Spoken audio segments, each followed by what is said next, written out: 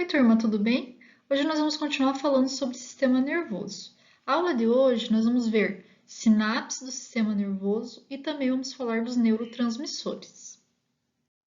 Vocês já pararam para pensar como ocorre a transmissão das informações do sistema nervoso periférico para o sistema nervoso central? É claro que vocês vão lembrar da aula passada. Essas informações elas ocorrem através de impulso nervoso. Muita gente chama de potencial de ação, mas seria o impulso nervoso. Todo impulso nervoso vai chegar no meu sistema nervoso central do mesmo jeito que ele foi gerado no sistema nervoso periférico. Então, a gente tem modificações nesse impulso. Uma das modificações que ocorre é um bloqueio dessa transmissão. Eu gosto sempre de lembrar e de falar quando a gente está vestindo a roupa. Quando você está vestindo a roupa, você está sentindo, está tendo a sensação de vestindo a roupa. A partir do momento que você está com a roupa há muito tempo, você não sente mais que você está com ela, porque o teu sistema nervoso periférico ele começou a bloquear essa informação para o sistema nervoso central, porque é uma informação desnecessária. Então, ocorre aí bloqueio do impulso nervoso. Então, ocorre bloqueio da transmissão entre um neurônio e outro neurônio. Outra coisa que pode acontecer é quando o impulso nervoso único, ele vem e ele é repetido em vários impulsos. Por exemplo, quando você está sentindo dor, você sente a dor no local e você vai lembrar dessa dor por muito tempo. Ou seja, por exemplo, o teu sistema nervoso periférico fica mandando vários impulsos consecutivos para o teu sistema nervoso central para você ver que está doendo aquela região e ver o porquê que está ocorrendo aquela dor. Outra coisa que pode acontecer é quando vários neurônios mandam o mesmo sinal, estão mandando o mesmo sinal para o sistema nervoso central. Então, ele pega todos esses sinais e engloba em um sinal só, enviando assim um sinal daquela região, um sinal único, tá? Todos esses sinais, essas funções são chamadas de funções sinápticas do neurônio. Existem dois tipos de sinapse, a química e a sinapse elétrica.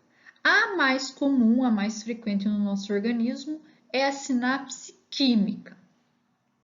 A sinapse química, ela vai envolver substâncias químicas, onde o primeiro neurônio vai secretar lá no seu terminal, lembra no terminal do axônio, essa substância.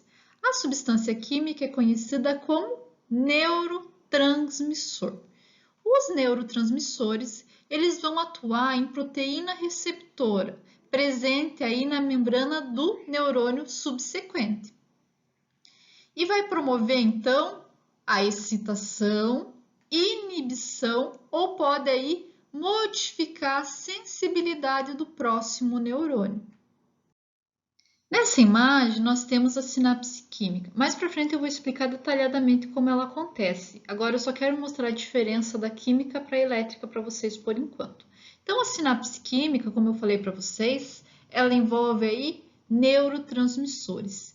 Existem aproximadamente 50 neurotransmissores descritos na literatura. Claro que nós temos aí alguns mais importantes, né? Como, por exemplo, acetilcolina, norepinefrina, epinefrina, histamina, ácido GABA-aminobutírico, que vocês vão conhecer como GABA, glicerina, serotonina, glutamato. Esses são alguns dos nossos neurotransmissores. Na sinapse elétrica, o citoplasma do neurônio anterior à sinapse e posterior à sinapse, eles são interligados. E os meus íons, eles conseguem se movimentar livremente de uma célula para outra. Não são muito comuns, mas aonde ela existe é essencial, que são aí nas fibras musculares lisas, principalmente quando a gente fala no músculo visceral e no músculo cardíaco. É claro que vocês vão lembrar, quando vocês viram o músculo, que quando um músculo cardíaco se contrai, todos os outros músculos do coração se contraem juntos. E isso ocorre graças à sinapse elétrica. Nessa imagem, nós temos o exemplo da sinapse elétrica. A gente não vai falar muito sobre ela, porque o nosso maior foco agora vai ser a sinapse química, tá? Mas aqui a gente chega ao potencial de ação. A partir do momento que ele chega, os canais da junção comunicante são abertos e os íons eles conseguem passar livremente para o próximo neurônio. Então, agora a gente vai falar detalhadamente como que ocorre, como que é a anatomia fisiológica da sinapse química. Olhando aqui a figura da sinapse química novamente, vamos observar que nós temos os terminais pré-sinápticos que ficam antes da fenda sináptica e o terminal pós-sináptico. No terminal pré-sináptico, a gente consegue ver as vesículas sinápticas, onde tem os neurotransmissores. Esses neurotransmissores eles vão ser liberados na fenda sináptica e se ligar aqui aos meus receptores. Dependendo do tipo de receptor, eu vou ter uma excitação do próximo neurônio ou uma inibição do próximo neurônio. Então, vai depender do receptor. As mitocôndrias, elas vão ser as responsáveis por fornecer o ATP, que é a energia necessária para os meus neurotransmissores, para sintetizar os neurotransmissores. Mas a gente vai ver que nem todo neurotransmissor vai ser sintetizado no terminal sináptico daqui a pouco, tá? A fenda sináptica vai ser onde os meus neurotransmissores eles vão ser liberados, né? E vão se ligar aos receptores. A partir do momento que ele liga ao receptor, ele vai modificar aí a permeabilidade desses íons no neurônio pós-sináptico. Essa modificação da permeabilidade vai fazer com que os íons entrem na célula pós-sináptica e vão gerar aí a resposta celular. Como que ocorre a liberação desses neurotransmissores para a fenda sináptica? Então, vamos lembrar da aula passada do impulso nervoso. Vocês lembram lá que o neurônio, antes de ser sensibilizado, ele é polarizado, então ele tem bastante carga positiva. E aqui nos nossos terminais nervosos, a gente tem vários canais de cálcio. Esses canais de cálcio, eles são dependentes de voltagem. Então, a partir do momento em que o meu impulso nervoso chega aqui no terminal sináptico, ocorre a despolarização da minha membrana. E isso faz com que esses canais de cálcio dependentes de voltagem se abram e o cálcio consegue, então, entrar no meu terminal pré-sináptico. Não se sabe bem como o cálcio ele atua na liberação dos neurotransmissores, mas alguns estudos indicam que esse cálcio, depois que ele entra no meu terminal pré-sináptico, ele vai atuar aqui na superfície interna da membrana, nessa região aqui da membrana pré-sináptica, e vai se ligar a algum sítio de ligação. A partir do momento que ele se liga a esse sítio de ligação, ele consegue fazer a liberação das minhas vesículas sinápticas. E então, o meu neurotransmissor consegue ser liberado para a fenda sináptica. Na minha membrana pós-sináptica, eu vou ter, então, os receptores, são proteínas receptoras. Essas proteínas, elas contêm dois componentes, tá? O componente de ligação e o componente intracelular. O componente de ligação é o que está aqui por fora da minha célula. Então, vai ser onde o meu neurotransmissor vai se ligar. E o componente intracelular vai ser o componente que vai conseguir atravessar a membrana e vai estar aí no interior do meu neurônio pós-sináptico. Os nossos neurotransmissores, então, eles vão atuar nos receptores pós-sinápticos. E nós temos aí dois tipos de receptores pós-sinápticos. Um deles é o receptor ionotrópico. Esse receptor, ele vai atuar na passagem do íon diretamente, ou seja, a partir do momento que meu neurotransmissor se liga a esse receptor, já ocorre a abertura do canal e a passagem do íon pela membrana.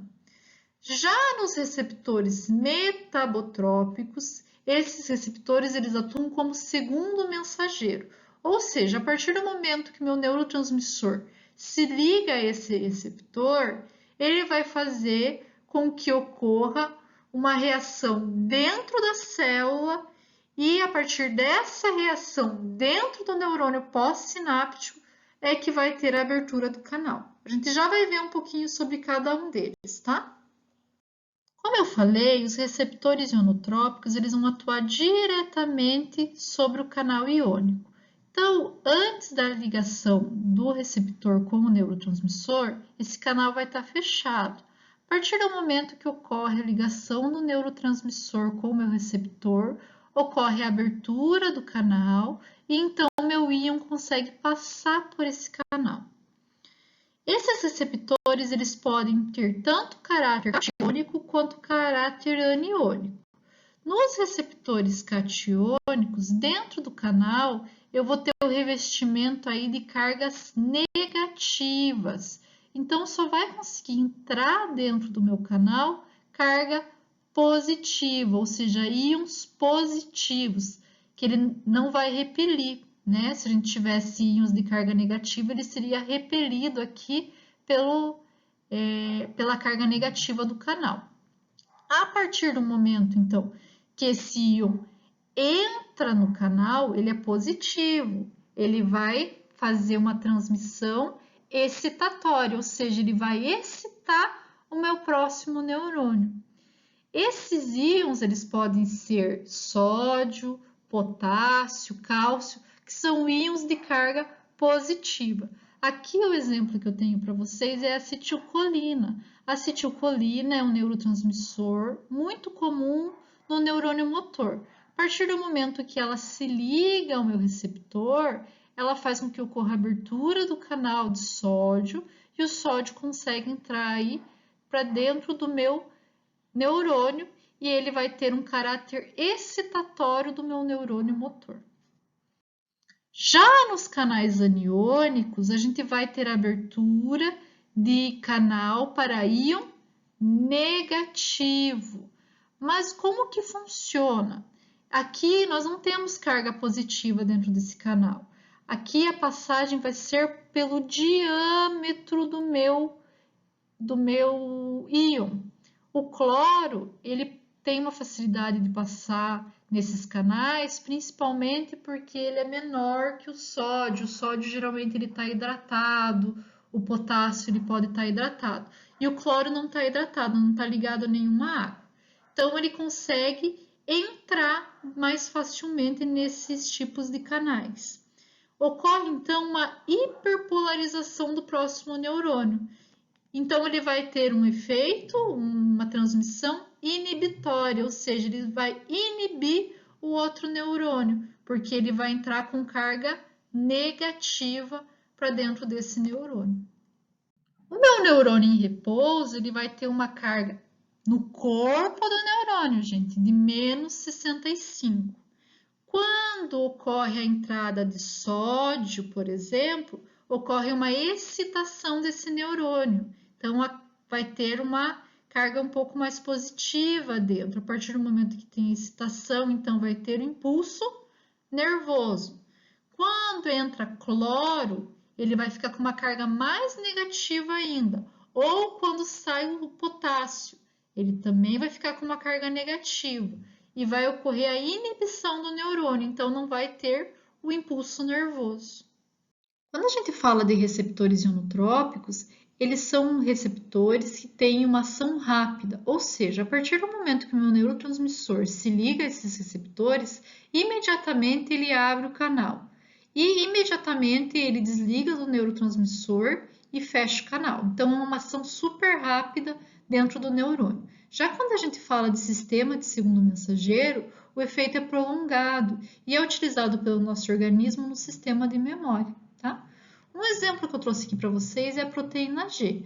Então, a proteína G, ela está livre no citosol e quando ela está nessa conformação GDP, que é guanina difosfato, ligada à subunidade alfa, beta e gama, ela está inativa, tá? A partir do momento que eu tenho um neurotransmissor que se liga a esse receptor, ele se liga aqui, é claro, na fenda sináptica, né? Se ligou ao neurotransmissor.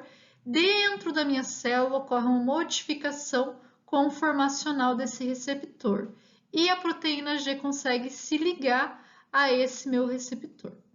Logo que ele se liga a esse meu receptor, imediatamente ocorre a liberação da guanina difosfato. E no local dela a gente tem a guanina trifosfato, que é o GTP. Quando essa minha guanina trifosfato se liga, logo que ela se liga, ocorre a liberação da subunidade gama e beta. E a gente vai ter aí, então, um complexo entre o GTP, que é guanina trifosfato, e a subunidade alfa. Esse novo complexo GTP-alfa, então, ele vai ser ativo e ele vai aí desempenhar diversas funções dentro do meu citoplasma, dependendo, é claro, de cada característica do neurônio. Cada neurônio pode atuar de uma maneira diferente quando a gente tem esse complexo. Alguns neurônios vão fazer com que ocorra a abertura dos canais de potássio. Então, vão liberar potássio para o meio exterior aí do neurônio. Outros vão fazer, e esse canal vai ficar aberto por bastante tempo, vai ser um efeito bem prolongado, então vai ficar por muito tempo aberto esse canal, tá, pessoal?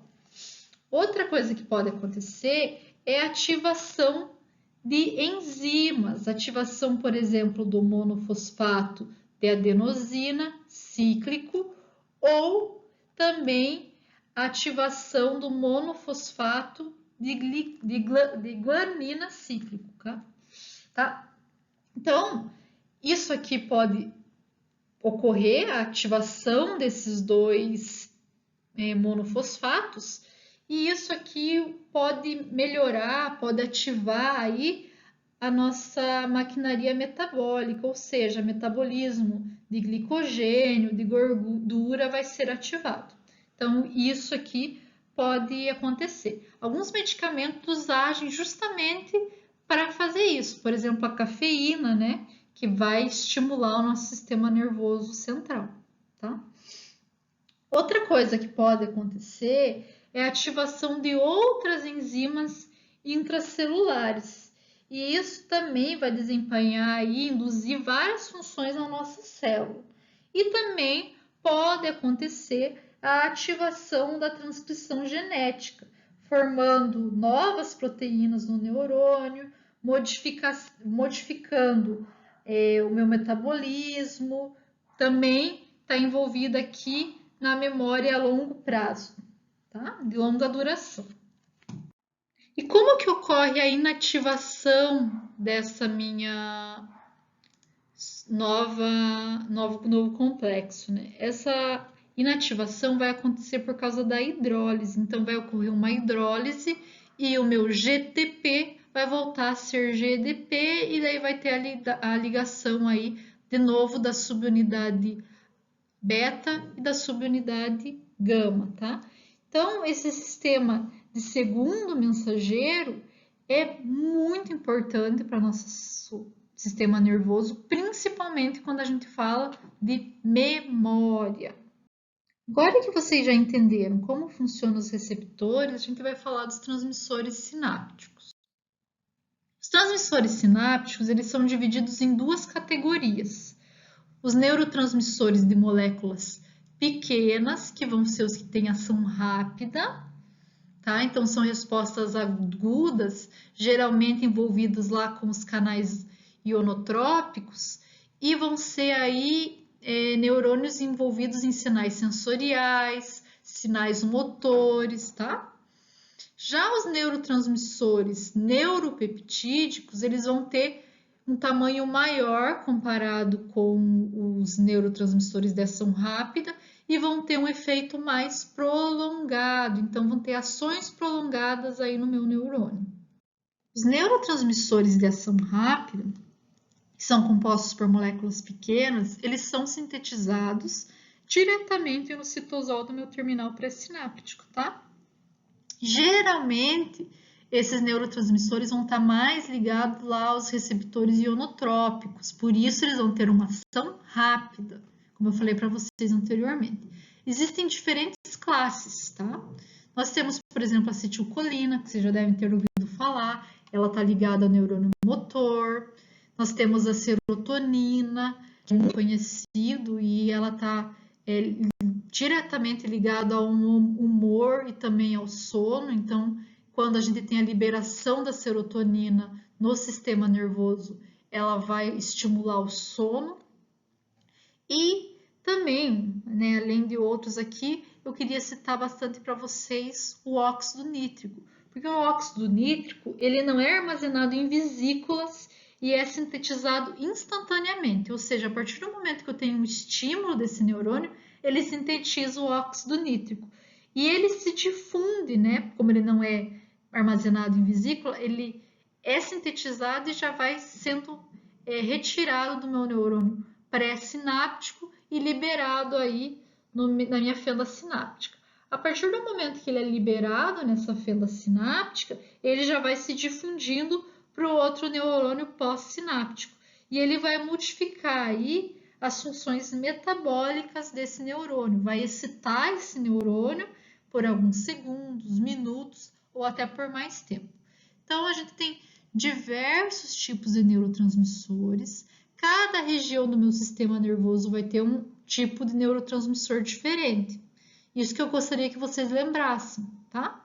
E dependendo do neurotransmissor, vai depender se ele vai estimular ou inibir o meu neurônio posterior, né? O neurônio que fica pós-sináptico. Então, como eu falei para vocês, esses neurotransmissores, eles vão ter aí uma ação lenta, esses neurotransmissores peptídicos. Por exemplo, os hormônios que estão lá no hipotálamo, alguns peptídeos que estão na hipófise, eles vão ter aí ação prolongada, tá bom? Nós temos também neurotransmissores que vão atuar no intestino, que vão atuar no cérebro. Temos também outros tecidos, como a angiotensina, que vai regular a pressão arterial. Então, eu coloquei todos aqui. É claro que a gente não vai decorar todos, é difícil, mas para saber mais ou menos aí como eles são subdivididos e a importância deles, que cada local do meu sistema nervoso vai ter um neurotransmissor diferente. Agradeço a atenção de vocês e vou ficar esperando as dúvidas, tá? Muito obrigada, tenha uma boa semana.